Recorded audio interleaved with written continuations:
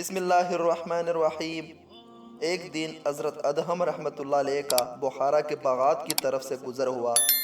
आप एक नहर के किनारे जो बागात के अंदर से होती हुई गुज़रती थी बैठकर वज़ू करने लगे।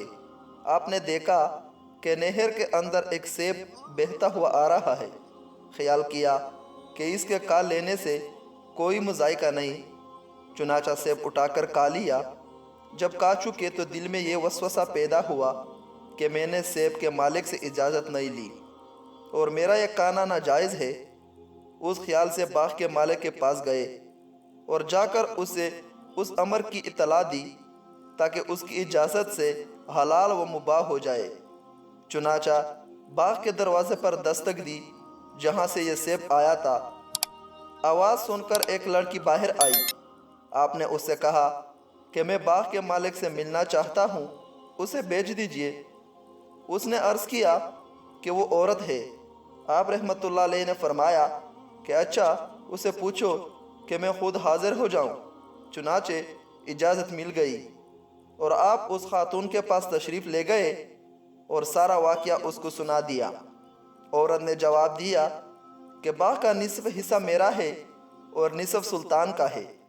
मैंने अपने हिस्से का सेब माफ़ कर दिया और सुल्तान यहाँ नहीं है, बलख तशरीफ़ ले गए हैं जो बुखारा से 10 दिन की मुसाफत पर है। चुनाचे उसने अपना सेब का निसफ हिस्सा तो आपको माफ़ कर दिया, अब बाकी रहा दूसरा हिस्सा। आप उसे माफ़ करवाने के लिए बलख तशरीफ़ ले गए। वहाँ पहुँचे तो बादशाह की सवारी जुलूस के साथ जा रही थी। उसी हालत में आपने सारे वाक़या की बादशाह को खबर दी और निसफ हिस्सा सेब के माफ़ कराने पर तालिब हुए। बादशाह ने फरमाया, इस वक्त तुम्हें कुछ नहीं कहता, कल मेरे पास तशरीफ़ ले आए, मैं उस वक्त कुछ कह दूँगा। बादशाह की एक निहायत ही खूबसूरत, हसीन व जमील बेटी थी और बहुत से शहज़ादों की तरफ से पैगाम निकाह उसके लिए आ चुके थे, लेकिन उस शहज़ादी का बाप यानी बादशाह इनकार कर दिया करता था, क्योंकि बेटी इबादत गुजार और नेकारों को बहुत पसंद करती थी। इसलिए उसकी ये ख्वाहिश थी कि दुनिया के किसी मशहूर जाहिद से उनका निकाह हो।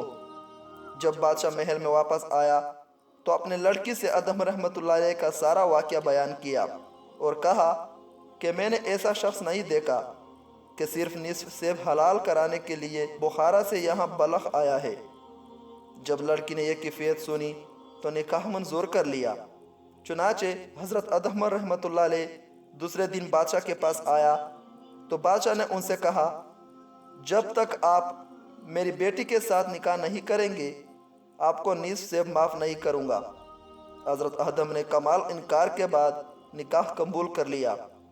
चुनाचे बादशाह ने अपनी लड़की का निकाह अदहम से करवा दिया। जब हज़रत अदहम खलूत में अपनी बीवी के पास गए तो देखा कि लड़की निहायत आरास्ता व पेरास्ता है और मकान भी जहाँ लड़की थी तकल्लुफ़ात के साथ मुज़य्यन है। हज़रत अदहम एक गोशा में जाकर नमाज में मसरूफ़ हो गए, हत्ता कि उस हालत में सुबह हो गई और मुतवत्तर 7 रातें उसी तरह गुजर गई और अब तक बादशाह ने सेब का निसफ हिस्सा माफ़ नहीं किया था। आपने बादशाह को यह दहानी कराने के लिए कहा कि अब वो हिस्सा माफ़ फरमा दीजिए। बादशाह ने कहा कि जब तक आपको मेरी लड़की यानी अपनी बीवी के साथ जामे का इत्तिफाक ना होगा मैं माफ़ नहीं करूँगा। आखिरकार शब हुई और हज़रत अदहम बीवी के पास जामे पर मजबूर हुए। उसके बाद आपने गुस्ल किया, नमाज पढ़ी, एक चीख मारी और मुसल्ले पर गिर पड़े। लोगों ने देखा तो हज़रत अदहम रहमतुल्लाह अलैह इंतकाल कर चुके थे। बाद अज़ा उस लड़की के बतन से अदहम रहमतुल्लाह अलैह का एक लड़का पैदा हुआ और वो इब्राहीम बन अदहम था। चूँकि हज़रत इब्राहीम के नाना बादशाह के पास कोई लड़का ना था, उसी वजह से बादशाह के बाद सल्तनत हज़रत इब्राहीम बिन अदहम रहमतुल्लाह अलैह को मिली। आपके सल्तनत छोड़ने का वाक़या मशहूर है और उसकी असल भी यही है।